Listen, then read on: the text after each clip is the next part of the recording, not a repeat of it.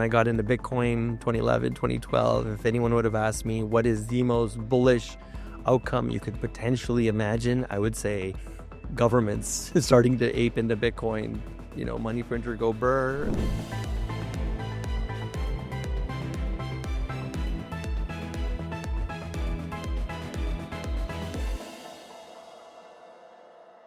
Hey folks, Flo here at the Blockchain Consortium's Alberta Trade Mission. I'm here with Sunny from Matador, as you can see.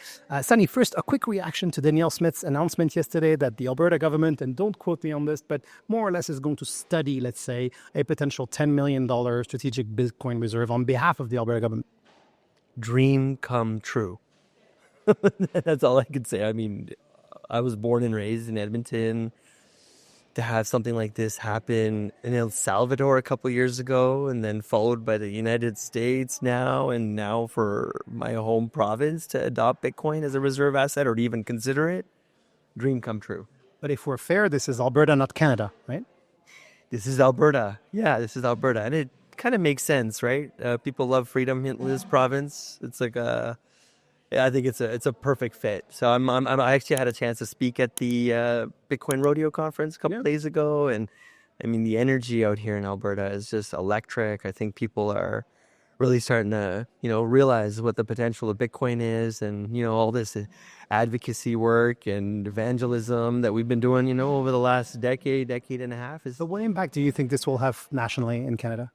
Game theory, do you think other provinces are going to be looking at this much closer now that this announcement was made? And absolutely. I think it will kick off a bit of an arms race, hopefully, between all the provinces, and eventually trickle its way up to the federal government. And, I'm not going to hold my breath for that one just yet, given the kind of the status of the federal government right now. However, but yeah, I think between provinces and I think Canada-wide, it's going to create a lot of buzz. So, if you were to guess what the next province to do the same would be, on record. Well, I was just talking to my cousin who lives in Vancouver, and I heard that the city of Vancouver is adopting it. So, I mean, if the city of Vancouver can do it, maybe British Columbia can. I don't know. I'll pick that one. Amazing. If you were to summarize the opportunity Bitcoin represents for Canada in a few words. Freedom. To me, Bitcoin is, it's analogous to freedom, and I love it. I'm here for it. Like I said, when I got into Bitcoin 2011, 2012, if anyone would have asked me what is the most bullish outcome you could potentially imagine, I would say governments starting to ape into Bitcoin. Money printer go brr. I'm not sure we'll use the word ape in for governments, but anyway, we got the idea. And finally, is Canada still positioned to lead in the blockchain space? You are Canadian, you're born in Edmonton, you live in Toronto, you've created businesses abroad, including in India. Do you still see a chance for Canada, or are you kind of like resigned that, Canada will perhaps just be left behind?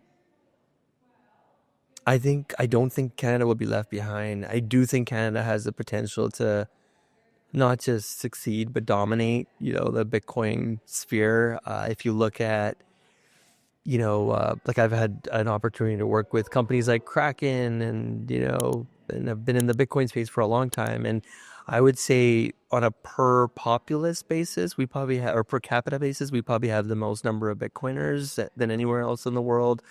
I think even though I'm personally not the biggest fan of Ethereum, it was born here in Canada. And so it did, that played a big impact, I would say, in the ecosystem. The fact that, this is a bit off a tangent, but AI is born here. We have natural resources. We have the whole trucker movement. People are courageous, and I think Canada's got a very bright future. And so, yeah. I think Canada and Bitcoin are a match made in heaven. Oh, what a way to end this interview. Thank you very much, Sunny. Pleasure to meet you as well.